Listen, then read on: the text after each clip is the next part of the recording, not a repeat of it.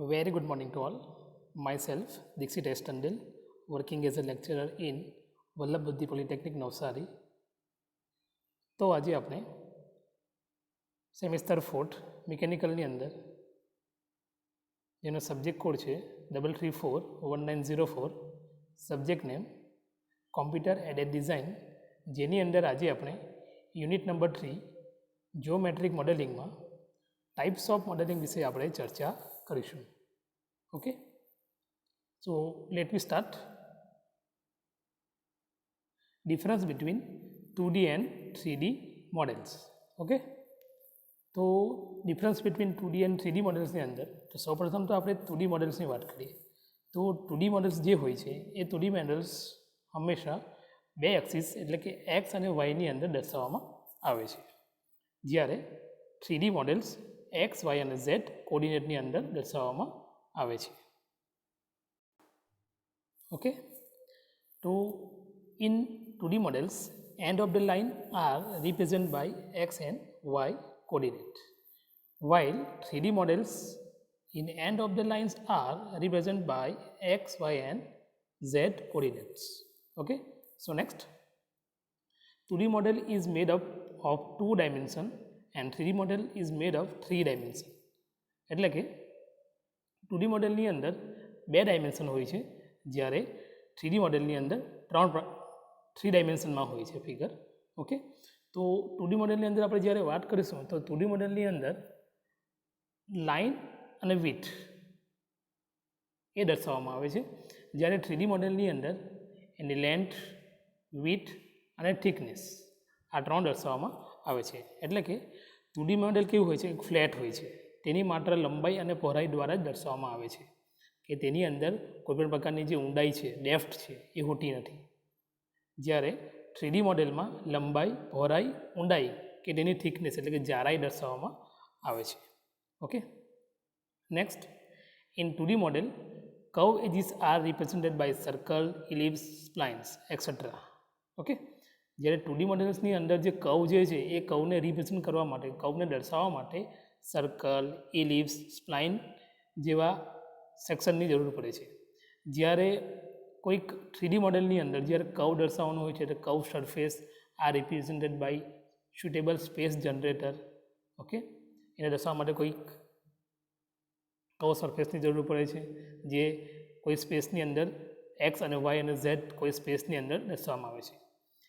અથવા કહું જો એની હિડન લાઇન હોય તો હિડન સરફેસને એને એલિમિનેટ કરવામાં આવે છે, કે જેનાથી એની જે કોમ્પ્લેક્સિટી છે, એની કોમ્પ્લેક્સિટી છે એને ઓછી કરી શકાય. બરાબર, જે કમ્પોનન્ટની કોમ્પ્લેક્સિટી છે એને ઓછી કરવા માટે એનો ઉપયોગ થાય છે, કમ્પોનન્ટ કરેક્ટલી.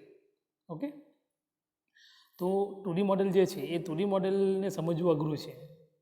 ઓકે, કે જેથી કોઈ જટિલ ઓબ્જેક્ટને સમજવા માટે કોઈ એક્સ્ટ્રા દેખાવની જરૂર પડે છે. જેવું કે કોઈ ઓબ્જેક્ટ છે એ ઓબ્જેક્ટનો ફ્રન્ટ વ્યૂ હશે અને સાઇડ વ્યૂ પણ હશે, પણ એ ફ્રન્ટ વ્યૂ અને સાઇડ વ્યૂને સમજવા માટે એનો ટોપ વ્યૂની પણ જરૂર પડે છે આપણને.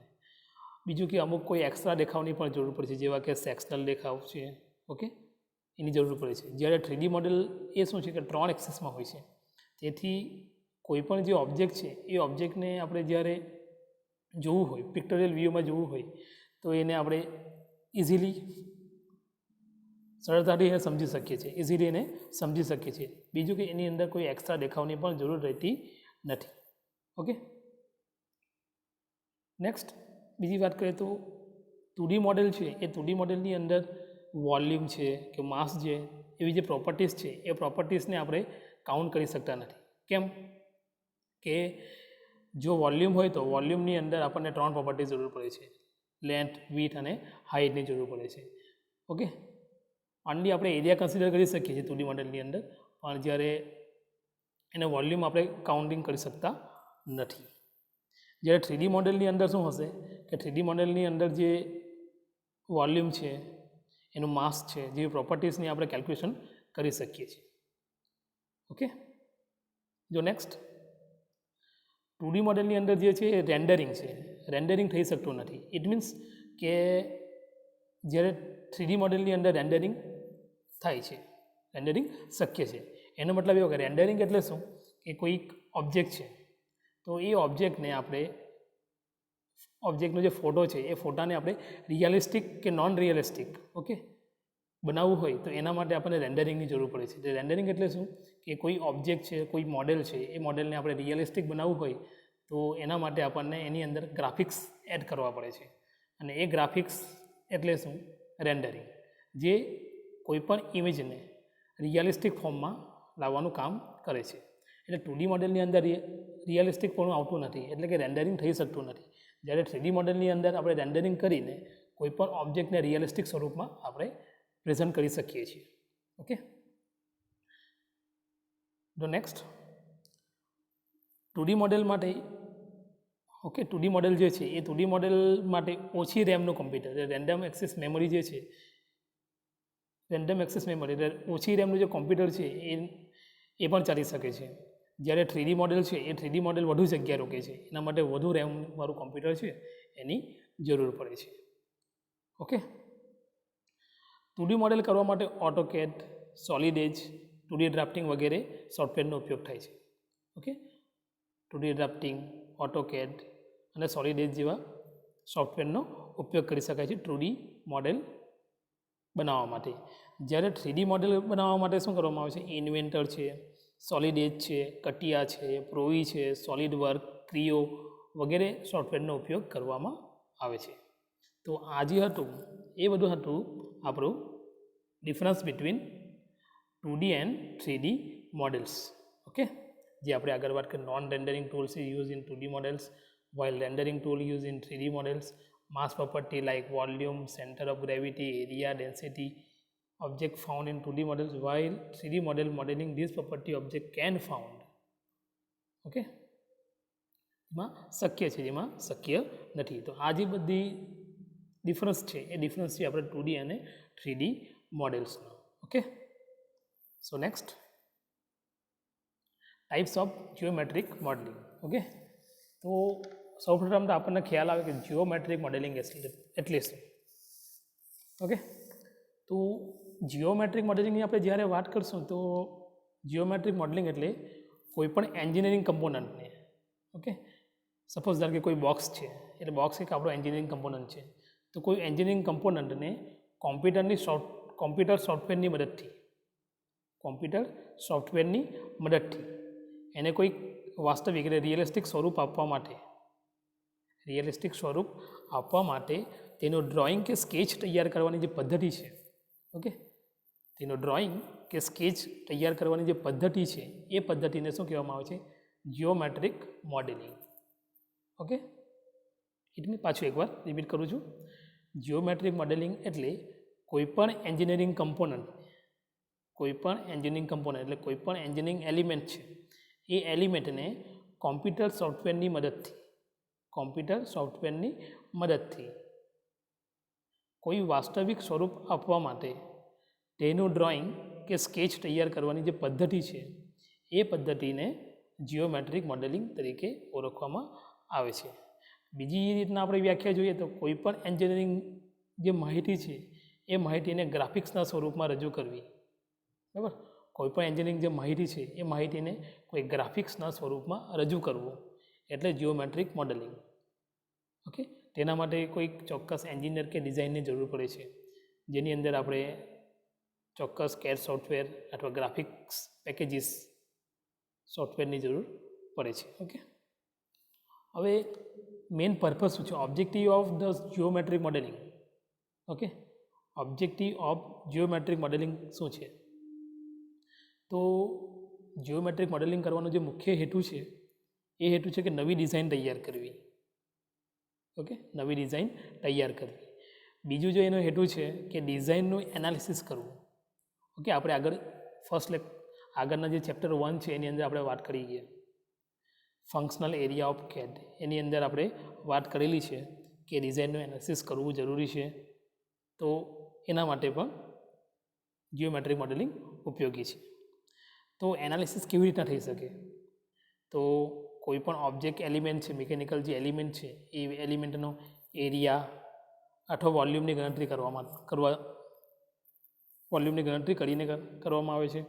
બીજું કે માસ અને એની જે પ્રોપર્ટીઝ છે, ઓકે, ઇનર્શિયા ફોર્સ છે, એ પ્રોપર્ટીઝની આપણે ઇવોલ્યુશન કરીને પણ કરવામાં આવે છે. બીજું કે કોઈક એસેમ્બલી કરવી હોય કોઈ, તો એસેમ્બલી કરવા માટે જે વિવિધ ભાગોનું જે વચ્ચે ઇન્ટરફેસ ફિટ છે અથવા ટોલેરન્સ જે છે, બરાબર, બે કોઈ ભાગને આપણે જોઈન કરવું હોય તો એના માટે જે જગ્યા રાખવામાં આવે છે એ જગ્યાને આપણે ટોલેરન્સ તરીકે અથવા ઇન્ટરફેસ તરીકે આપણે ઓળખીએ છીએ. તો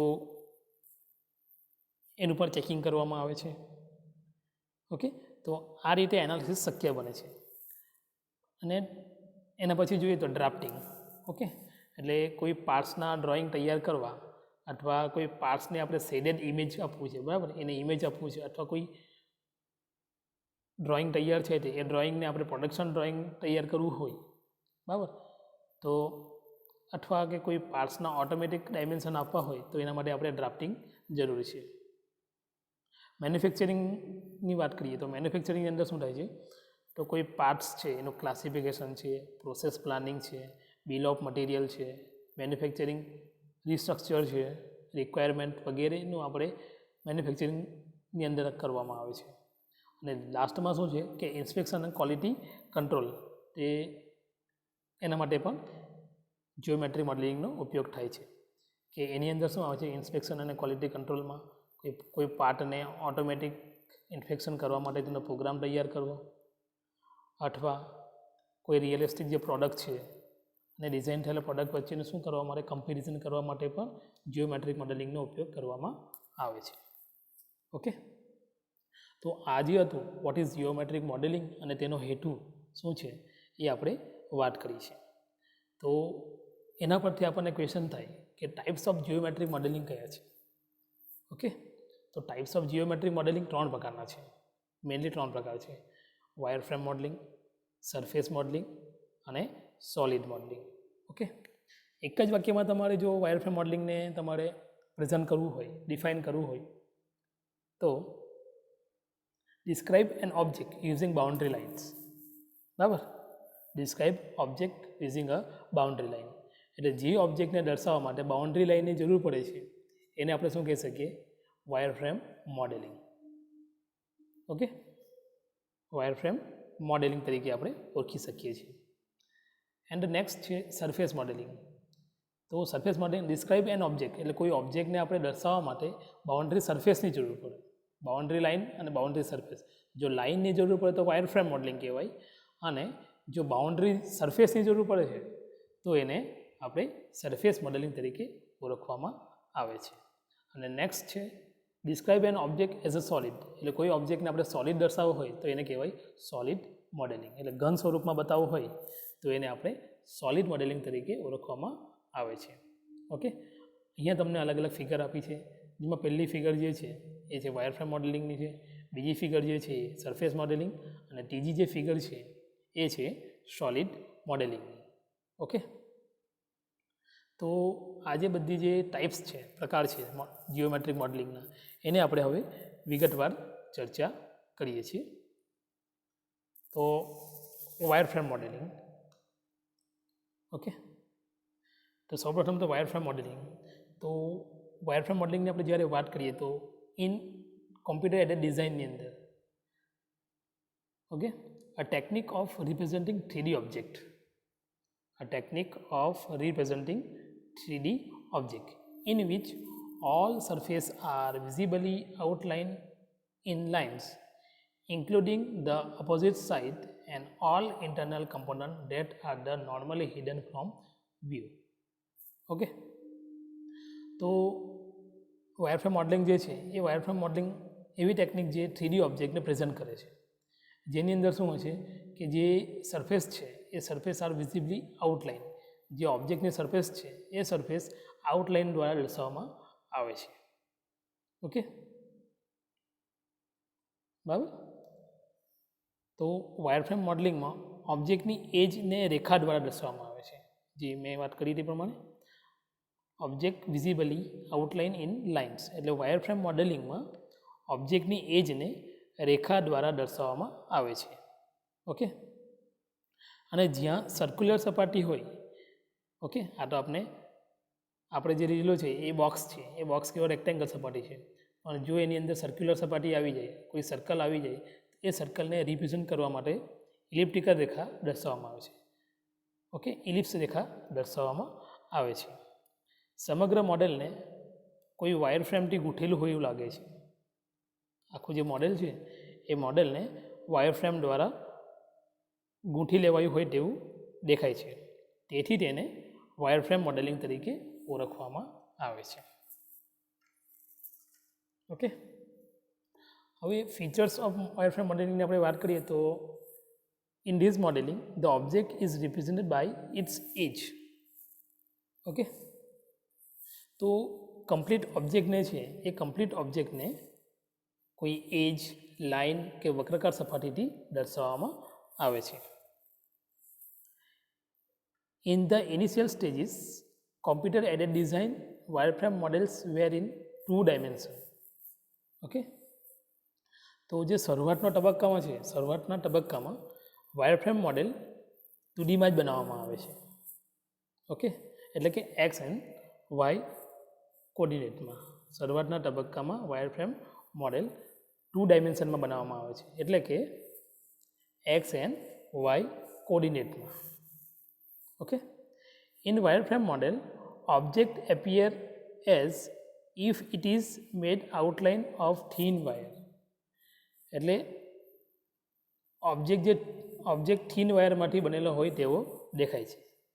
ઓકે, વાયરફ્રેમ મોડેલિંગની અંદર શું છે કે object appear as if is made out of thin wires. Wireframe model can't be used if part is complex because it creates confusion and object cannot be understand.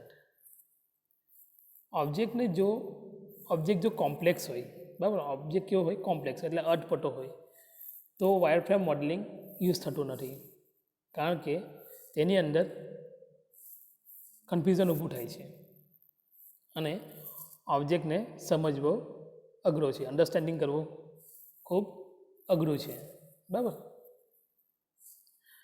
It is generally used in 2D representation of the object, where orthographic view like elevation, plan, side view, etc. એટલે જે મોટાભાગના જે wireframe model છે એ 2D drawing દ્વારા બનાવવા માટે જ વપરાય છે. જેમ કે કોઈ ઓર્થોગ્રાફિક વ્યૂ દોરવા હોય તો એના માટે કોઈ ઓર્થોગ્રાફિક વ્યૂ આપણે દોરવું હોય તો એના માટે જસ્ટ લાઈક આપણે એલિવેશનનો ઉપયોગ કરીએ છીએ, પ્લાન અને સાઇડ વ્યૂ વગેરેનો આપણે એનો ઉપયોગ કરતા રહ્યા છીએ. Okay, so thank you very much. હવે પછીનો જે નેક્સ્ટ ટૉપિક જે છે એના પછીના લેક્ચરમાં આપણે ચર્ચા કરીશું.